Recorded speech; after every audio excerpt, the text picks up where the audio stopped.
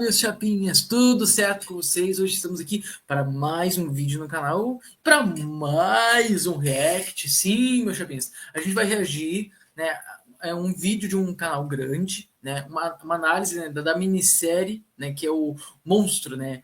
A história de Ed Gein. Eu estou assistindo e tá difícil de assistir. E vamos reagir ao canal que é do Rafa Camargo Review. Sim, meus chapinhas. Esse aqui, ó, vamos compartilhar aqui a tela.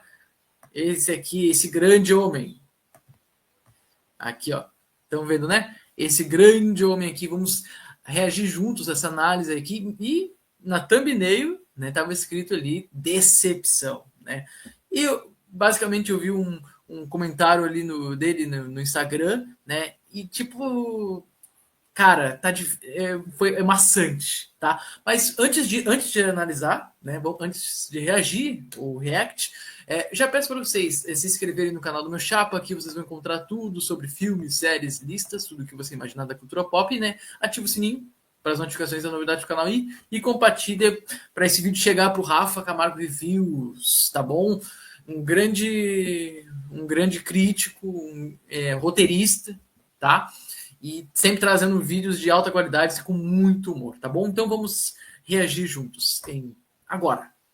Eu estava muito ansioso para assistir a série do Ed Gein, meus amigos. Ansioso com a expectativa lá no teto, se é pra gente falar bem a verdade. Porque esse caso em particular é um daqueles que mais me pega, sabe? É um dos que eu acho mais interessante, mais bizarros dentro de tudo que envolve esse mundo aí de true crime. Também, é claro, por ter sido inspiração direta ali para a construção de 2 dos meus filmes. Concordo tudo com o que ele falou. Eu também pensei que ia ser uma coisa muito boa. Não, só que aí ainda falta eu já tô no penúltimo episódio, falta terminar esse penúltimo para ver o último. E pelo que ele falou no Instagram, esse último episódio, cara, é um total desrespeito. Vamos lá, vamos continuar então aqui. Os preferidos dentro do mundo do terror, né? O Massacre da Serra Elétrica e O Silêncio dos Inocentes. Claro que a história do Ed Gein também serviu de inspiração para muitos outros filmes, inclusive dentro do mundo do terror. Grandes filmes como Psicose, é claro. E o motivo de tanta inspiração para o mundo do terror ter vindo deste caso em específico é muito simples, cara. E é justamente o que me fez ficar um tanto quanto obcecado por essa história e impressionado também, que é o tanto que ela é bizarra, cara. Um malandro que pegava corpos e tirava a pele deles pra fazer móveis pra sua casa, mano, que cortava o rosto da rapaziada e usava como máscara, bicho. Puta que me pariu, cara. Fala sério, dá pra ficar mais bizarro? Mano, é muito... Cara, eu assistindo essa minissérie, mesmo, tipo, tendo uma narrativa muito bagunçada, assim, mas não... É chocante, assim, é muito bizarro o que esse cara fez, cara. É muito bizarro.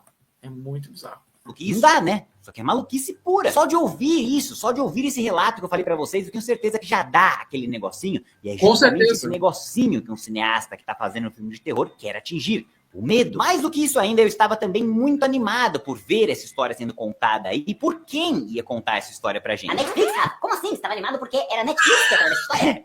Sim, é a Netflix, mas não era por ela que eu estava animado, né? E sim por conta do Ryan Murphy, meus amigos. Eu estava animado com a expectativa lá no teto, porque foi com esse cara aqui que a gente teve o início dessa minissérie antológica chamada Monstros, em parceria com a Netflix. Tem uma proposta muito única, cara, e muito ousada, pra falar a verdade, de mergulhar fundo na mentalidade desses criminosos, sem medo de nos chocar ou de causar repulsa pelo quão perturbados eles são, né? Como foi o caso da primeira temporada lá com o Jeffrey Dahmer. Sem medo também de sofrer represárias ali por parte de pessoas que podem afirmar que a série... Os Irmãos Menendez eu não cheguei a olhar não, tá?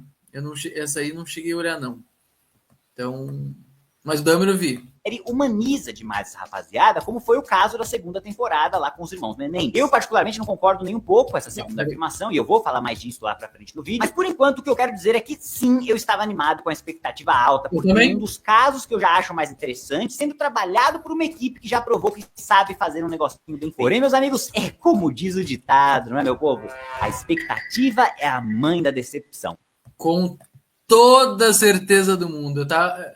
Quando vi o trailer, eu achei interessante, até me empolguei, assim, né, assistindo, mas, cara, assistindo, meu Deus, foi uma tortura para mim, uma tortura maçante. Foi um massacre dessa elétrica assistindo isso. Tô assistindo isso aqui ainda, né? Provavelmente amanhã eu devo lançar esse vídeo no canal. Acho que o ditado é esse. E no caso dessa terceira temporada aqui, Eu não tenho como negar pra vocês que eu fiquei bastante decepcionado com o que eu assisti. Muito do que eu queria ver, eu não pude assistir. E muito do que eu não achei que eu tinha que assistir, eu estava sendo obrigado a ver. Por mais que tenham, sim, momentos muito inspirados e uma escolha novamente ousada por parte da equipe, que quer traçar um paralelo ali da história real e como ela foi levada pro cinema por parte dessas obras aí que eu citei, ainda assim, eu acho que essa ideia, apesar de boa, acaba caindo naquela de ideia, maneira, execução meio merda. Exatamente, gente. Quando apareceu, tipo...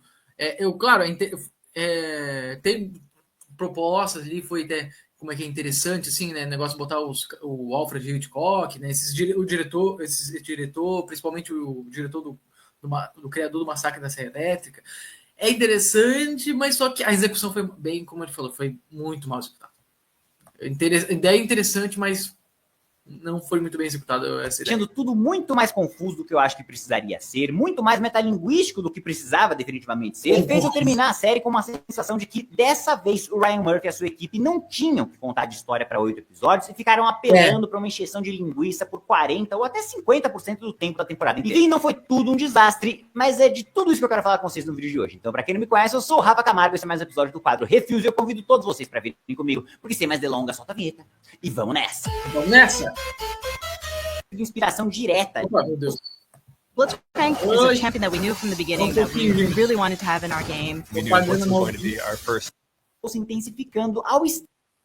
Muito bem-vindo, é uma honra ter sua presença por aqui. E aproveita esse momento do vídeo para deixar o seu like aqui embaixo, se inscrever no canal, ativar o sininho de notificações e deixar seu...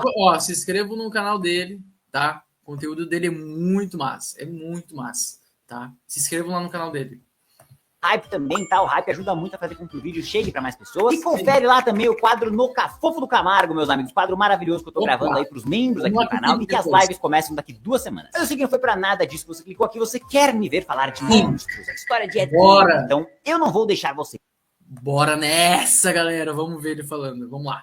Esperando. Monstro, a história de Ed Gein conta a história do próprio Ed, como a sua relação conflituosa com a sua mãe acabou florescendo uma parada muito ruim dentro dele e como esse bagulho acabou se intensificando ao extremo quando ela morre. Ele acaba tendo que morar sozinho num lugar afastado.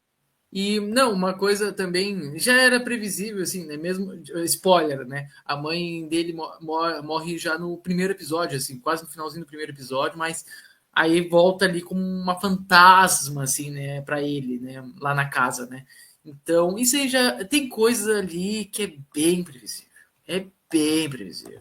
Sem ninguém muito ali por perto para controlar os seus impulsos perigosos. O Ed ouve vozes, principalmente a voz da sua mãe, que ele tem uma grande dificuldade de entender que está morta. E aí começa uma putaria desvairada na cabeça do homem, que começa a desenterrar corpos no cemitério para poder seguir com o seu hobby um tanto quanto questionável, né? Esse hobby de pegar as partes para fazer móveis para sua própria casa. Que loucura, cara. Porém, não só os mortos vão virar suas vítimas, porque ele também vai ter os seus momentos de matança ali, onde ele perde o controle e entra no modo serial killer total. E aqui é onde eu já tenho algo pra falar, meus amigos, porque, cara, até onde eu sei, e eu conheço bastante dessa história, vale reforçar, o Ed Gein mesmo admitiu ter matado 2 pessoas, a dona do bar e a dona da loja de ferramentas lá. E tudo aquilo que a rapaziada encontrou na casa dele, a parte dos móveis, os pedaços de corpos e tal... Isso é muito nojento, cara. É muito bizarro, é muito... Cara, Não, tem uma cena também ali...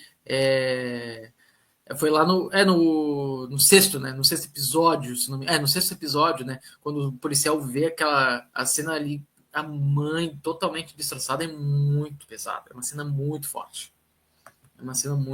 Meio que fruto dos corpos que ele desenterrou do cemitério. Então, por ser uma história, por ser um caso muito antigo, né? A gente tá falando dos anos 40, não se tem muito mais registro, além disso, sobre o caso. E o que a gente tem de... concordo com ele. Como é um caso que aconteceu nos anos 40, então... questão de registro já é muito difícil, assim. Acho que ao decorrer dos tempos foi perdendo, né?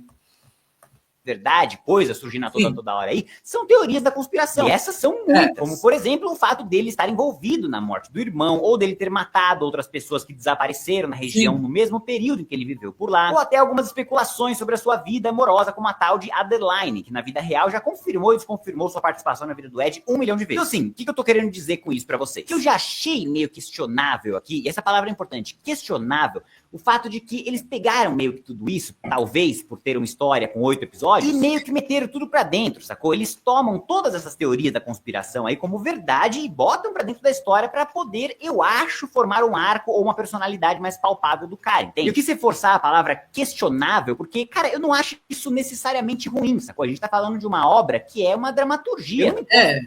Concordo com o que ele tá falando, assim, é uma dramaturgia, né? De terem liberdades criativas perante a história real. Eu até acho que às vezes isso é muito necessário para a gente poder ter uma boa história. Afinal, eu repito, estamos vendo uma série dramatizada e não um documentário. A responsabilidade perante a realidade dos fatos não é tão a mesma coisa ali quando você compara as duas coisas. Da mesma forma que lá no discurso do Lilo, na segunda temporada, em que as duas únicas pessoas que podem provar aquilo que ele falou daquele jeitinho seria o próprio Lilo e o pai dele, que não tá mais vivo, né? Irmãos Menendez eu não cheguei a ver, né? Então... vamos continuando seguindo o vídeo aqui. Ou seja, a série está assumindo algo como verdade para poder contar essa história da melhor maneira possível, de forma dramatizada. E quando isso acontece, eu genuinamente não vejo problema nenhum nisso. Aquele episódio é excelente, a maneira como a história é contada é excelente. E depois eu vou ver se é verdade ou não é. Sacou? Depois da minha pesquisa, quando acabar o último episódio, eu vou descobrir se é verdade ou não é. Enquanto eu estou assistindo a um seriado dramatizado, eu quero ver um bom seriado. E se você vai inventar uma coisinha aqui, inventar outra coisinha ali, pequenininha, não tem problema, cara. Tá de boa. O mesmo se aplica aqui, tá ligado? Uma coisinha pequenininha assim, não, realmente não teria problema, não. Então, quando tem cenas, por exemplo, como a do Ed correndo com uma serra elétrica na floresta, atrás de 2 caras e matando os 2 caras, eu boto na mesma régua do que eu acabei de falar. As únicas 3 pessoas que poderiam confirmar esse mesmo evento tendo acontecido pra nós são o próprio Ed Gein e os 2 caras que estão mortos, sendo que o Ed Gein já morreu e ele mesmo nunca confirmou essa história. Então, tipo assim... não deve ser verdade. Ou pode até ser verdade, mas não dá pra saber. Porém, o nome disso, eu repito, é liberdade criativa. E eu dei play nessa série sabendo que era uma série dramatizada, igualzinho nas 2 temporadas anteriores. Sim. Eu já sabia que teria um pouco de ficção no meio pra poder ter um arco dramático melhor construído. Porque a vida real não... mesmo sendo algo bem baseado em fatos reais, realmente, tipo, vai ter coisa ali que é fictícia, assim, né? Vai ter, isso é fato. Tem arcos dramáticos tão claros na maior parte das vezes. Então eu já esperava isso aqui, como foi o caso nas temporadas anteriores. Então esse ponto, que eu sei que incomoda muita gente, eu admito que não me incomoda, porém o que me incomoda, meus amigos, é quando você quer inventar um monte de lorota, como acontece aqui. Aí já tá, aí tá um caso aí já que provavelmente aí, negócio de inventar essas coisas aí. Sem nem sequer ter uma boa história pra me contar, cara. Porque aqui na terceira temporada, pra mim, ficou muito forte a sensação de que eles não tinham tanta história do próprio Ed Gein pra sustentar 8 episódios, e aí por isso eles acabaram incluindo essa quantidade. E também, uma coisa que tem que falar também, também episódios muito maçante, muito enrolado, né? E aí acho que ele vai falar aí o negócio dos criadores dessa minissérie aí, botar, tipo... dar um salto temporal ali, botar o Alfred Hitchcock, o cara que criou o Massacre da Serra Elétrica. E essas coisas aí, cara. Velho. Eu sei que acho que foi uma ideia interessante, mas como falei, foi muito maçante, gente. É muito maçante, é muito lento essa minissérie aqui. Absurda de filler, de trama paralela pra ir intercalando ali na história principal do cara. E aí, somente depois disso que eu falei, o fato de ter um monte de lorota ali começa a me incomodar. Porque, tipo, se você vai inventar moda, essa moda, pelo menos, tem que fazer a parada ficar melhor. A experiência com o seriado ficar boa. Você consegue entender a diferença do que eu tô falando? Tipo assim, eu não ligo de ver uma cena dele dançando com o rosto de uma vítima, mesmo sem saber se isso aconteceu na vida real ou não, porque não dá pra saber. Eu não ligo. Né, não, acho que ainda eu vi bem como ele falou, né? Então não dá pra saber se isso foi real ou não, então é uma composição, né? É uma composição ali, né? De ver ele correndo com uma serra elétrica na mão ali, mesmo sem saber se isso aconteceu ou não. Eu também não ligo de ver ele metendo um terror psicológico numa mina lá no celeiro, trazendo a mãe dele morta, mesmo sem saber se isso aconteceu de fato. Tudo isso que eu falei pra você. Mas pra mim, exatamente, né? Não tem como saber se isso aconteceu ou não, mas ali uma coisa, naquela cena ali que também me incomoda, assim, aí os caras metem a referência lá do filme lá do Massacre, né? Eu acho que é do filme do Massacre, né? Aquilo ali, putz, me quebrou, cara. Vendo aquilo ali me quebrou, cara. Você está ajudando a construir a personalidade de um personagem de um seriado chamado Ed Gein. É possível que nenhuma dessas coisas seja verdade? É claro que é. Se não for verdade, eu não ligo, eu não tô vendo um documentário, eu tô vendo um seriado. A base, pelo menos, tem que ser verdadeira, mas sim, o que eles vão fazer pra conectar uma ponta na outra, nome de personagem, detalhes ali da trama, eu particularmente não ligo de ser tudo verdade ou não. Depois que acabar, eu vou lá no Google ver o que é verdade, o que não é, tá ligado? Mas enquanto eu tô vendo seriado, eu quero ver um bom seriado. Vocês conseguem entender a diferença? Eu consigo separar essas. Eu prefiro ver um bom seriado do que ver uma coisa muito enrolada, coisa que não desenrola, não tem suspense, assim, né? E também essa minissérie foi... Eu vou falar um vídeo, acho que amanhã, provavelmente amanhã, né? Ou sexta-feira, que é... Ai, é... Porra, mano, eu tô sofrendo pra terminar essa minissérie. Tô sofrendo, cara. Tô sofrendo demais. Duas coisas. Então, eu não estou reclamando aqui do fato de ter muita lorota. É o fato de ter muita lorota pro que eles entregaram pra mim. Porque eu não consigo passar um pano pra quando os caras metem uma subtrama que dura praticamente um episódio inteiro dessa tal dessa Adeline, que eu repito, também não há provas ou evidências de que ela fez tudo que o seriado tá falando que ela fez, tentando ir pra Nova York buscar um emprego e não conseguindo pagar o aluguel, se frustrando com a vida na cidade grande. Por que eu estou assistindo isso, seriado? Se essa mina pode não ter nada a ver com a história, se a trama dela não agrega em nada pra trama do Ed Gein, por que eu estou assistindo isso, seriado? Você quer assumir ela como uma personagem secundária ali, quer assumir que ela teve um romance com o Ed? Beleza, tá tudo suave. Quando você estiver usando a realidade, ou melhor, adaptando a realidade pra construir o personagem do Ed, que dá título à série, beleza, eu tô a bordo. Porra, será que tem necessidade de dedicar um episódio inteiro de trama pra ela ir buscar um emprego, maluco? Dela em conflito com a mãe dela não querendo ser dona de casa no curso com as velhas lá? Eu não vejo a necessidade disso, tá entendendo? Nossa, isso aí perdeu muito, cara. Esses episódios assim dela ali, claro, pode ter sido importante assim, mas cara, dela ir em busca de emprego assim, cara, é muito desconexo assim, né? Até isso aí a minissérie já começa a ter muito desconexa, né? Então, além de prejudicar muito o ritmo da parada, também não agrega muito pra história. Mas, novamente eu reforço, eu acredito que o motivo disso estar no seriado é porque eles não tinham história pra contar, pra sustentar 8 episódios. E aí, por esse mesmo motivo também, eles decidem trazer pra dentro da narrativa as histórias dos cineastas responsáveis ali por Psicose, o Massacre da Serra Elétrica e Silêncio dos Inocentes, uma espécie de crítica direta ao meio cinematográfico por ter transformado a história do Ed Gein nesse mito de um monstro descontrolado, coisa que o seriado mesmo não acredita. A posição da série em relação à persona do Ed Gein é muito clara. A crítica principal aqui pra série é que o Ed era um paciente esquizofrênico, muito perturbado, tinha pouca ou talvez nenhuma noção do que ele estava fazendo, e que esse fascínio que inspirou tantos outros serial killers aí foi muito fruto da mídia e até do cinema na construção desse livro. Então, assim, eu gosto da crítica, eu gosto do que eles têm. A crítica ali foi... Essa crítica foi bem... Foi um ponto alto, assim, né? No negócio dessa minissérie, assim. A crítica foi bem importante. Isso eu tenho que concordar. Construir, eu gosto, cara, eu acho maneira a mensagem, mas eu não gosto do como eles fizeram, tá ligado? Porque essas intercalações ali da trama do Ed com a trama dos cineastas... Isso aí que eu tava falando pra vocês, essa intercalação me atrapalha, apesar que a crítica foi interessante, foi importante, essa escala ali, cara, estragou assim mesmo assim a experiência.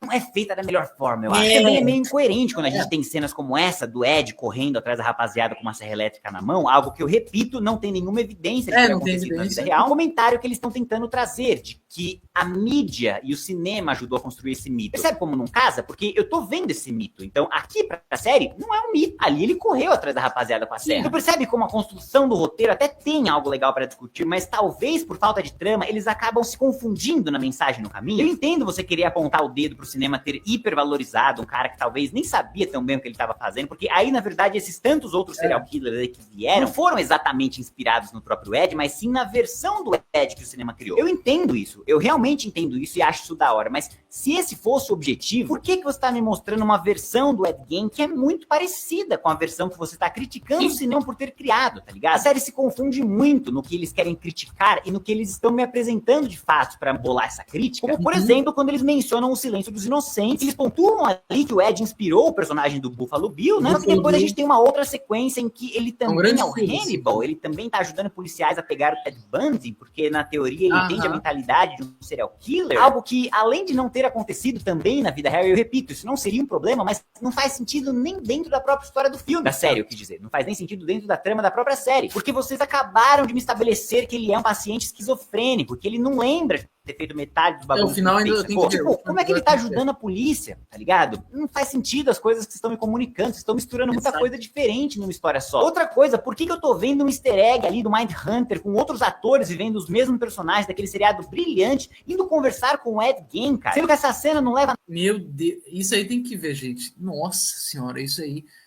Cara, eu tenho que ver esse último episódio. Hoje eu vou ver esse último episódio aí. Nada, lugar nenhum. 15, 20 minutos de um easter egg em cima de algo que nunca aconteceu e pior do que nunca ter acontecido, que não leva a trama pra lugar nenhum, cara. Pra quê? Gente, que coisa desconexa que... Cara, só pior, ladeira abaixo, é a decepção mesmo. Pra que eu tô vendo isso? Aí a linha do que é real e o que é fake começa a ficar meio zoada pra mim. Porque eu repito, eu não ligo pra eles tomarem liberdades criativas num seriado que é dramatizado. Eles não têm a obrigação de retratar apenas a verdade como num documentário. Mas se você vai maquiar os fatos e inventar umas lorotas, que pelo menos seja pra render uma história pica. Como foi nas 2 temporadas passadas. Algo que eu não acho que acontece aqui. Essa série poderia muito ter ido numa rota de Dahmer, tá ligado? E quando ela é mais parecida com Dahmer, são os melhores momentos da série. Foram os melhores na minha experiência. Então você pega o começo do episódio 3 ali, por exemplo, em que ele tá fantasiando sobre um cenário em que a mãe aprova ele, né? Tudo que ele sempre quis, a mãe dele chama ele pra dançar, e aí corta pra realidade em que ele tá dançando sozinho, vestindo a máscara da mãe, maluco. Cara, porra, isso é brabo, cara. Aí você...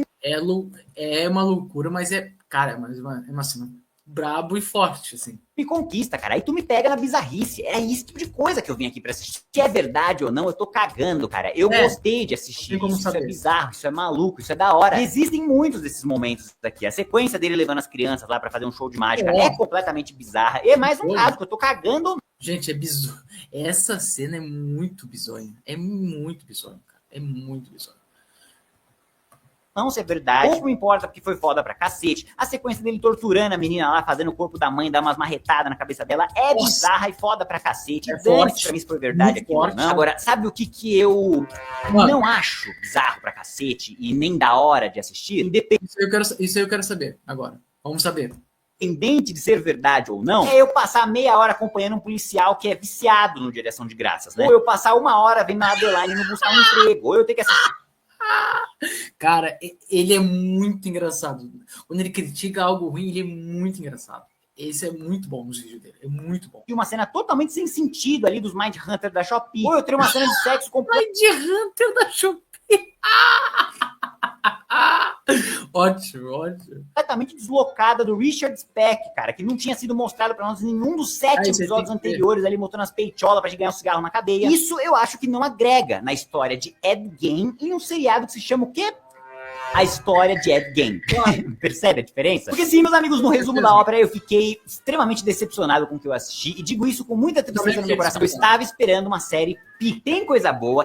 Eu também estava esperando algo foda, algo pica, mas não entregou. Não, aí como eu acho que ele vai falar agora, tem coisa ali que é interessante, né? Sei que tem. Eu sei também que eu não falei muito delas aqui, mas é que quando a gente tá falando de um seriado, cara, um bagulho em que eu investi 7, 8 horas da minha vida, fica difícil separar tanto as coisas em positivo e negativo. Eu acho mais justo eu trazer pra vocês aqui a minha visão macro dos eventos, sabe? O que eu tirei da experiência como um todo. E a minha experiência como um todo aqui foi bastante cansativa, desinteressante e decepcionante no final das contas. Rafa, pra mim, tá sendo uma das piores experiências, mais maçante.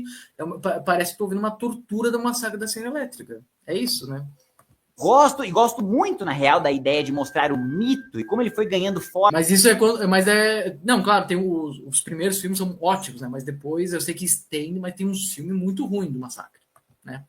Ao longo dos anos, por conta da mídia, por conta do cinema, mas eu acho que a maneira com que isso foi executado aqui acabou fudendo o ritmo da série e também não concluiu muito lugar nenhum, sabe? Assim, qual que é a mensagem que vocês queriam passar com isso? A inocência total dele e a responsabilidade apenas pelo cinema por ter criado o mito? Porque não dá pra comprar tanto essa história, né? Então, por mais que era muito legal ver os bastidores ali desses filmes que eu tanto amo, eu gostava de estar ali com...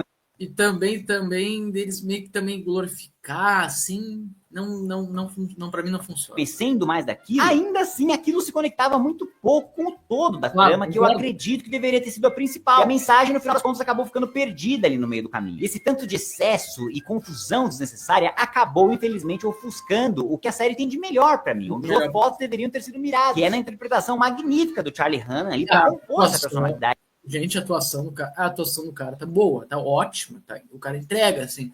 Mas o problema é que é a questão do roteiro, assim. Para mim foi o roteiro, assim. Né, o desenrolar. Tão fragilmente perigosa ou instavelmente conflituosa que foi o verdadeiro Ed Gein na vida real. Então nós temos aqui a pior das 3 temporadas, na minha humilde opinião. Eu repito, eu vi o Irmão Veneza, né? Eu estava muito animado para assistir isso aqui. E uma temporada que eu definitivamente não tenho motivo algum de virar aqui para vocês e dizer que você não pode perder ou que você tem que assistir imediatamente. Porque para mim a grande realidade dos fatos é que Monstros, a história de Ed Gein, tem muito pouco da história de Ed Gein. Sim. E eu diria para você não priorizar e jogar lá pro finalzinho. Final de lista. E agora, claro, para saber de... Então é isso, gente. Espero que vocês tenham gostado, né? Concordo muito com os pontos que o Rafa traz sobre essa minissérie aí. Concordo com todos os pontos com ele, concordo com todos os pontos, tá? Esperava mais, né? Até a minha mãe assistiu também junto comigo só o primeiro episódio e ela desistiu, não gostou porque achou muito maçante, muita coisa sem nexa, né? Principalmente, né? Então, eu vou fazer um vídeo quinta ou sexta sobre a minissérie, né? Mas questão tô bem ali com os pontos ali com o Rafa sobre que foi uma decepção, tá? Para mim foi uma decepção. Então, eu acho que vamos só aqui isso. Então foi isso, espero que vocês tenham gostado do vídeo. Comentem o que vocês acharam do react, se concordam ou não, tá? Nessa análise aqui do Rafa, deixa aqui nos comentários, tá? Seguem ele, tá? O canal dele é muito bom, maravilhoso. Eu gosto muito do humor dele nos vídeos, é muito engraçado, tá? Se vocês assistiram aquele vídeo de Velma que ele fez, é ótimo, é excelente vídeo. É um dos melhores vídeos para mim que ele já fez, tá? Foi Velma. E segue ele, também segue. E, claro, deixa o like para fortalecer o canal. E não se esqueçam também de seguir meu Instagram e meu TikTok, que eu posto umas coisinhas lá de humor, tá bom? Então é isso. Gratidão, um grande beijo, um grande abraço. Nos vemos nos próximos vídeos. Se vocês querem mais, deixem aqui. Tchau, tchau.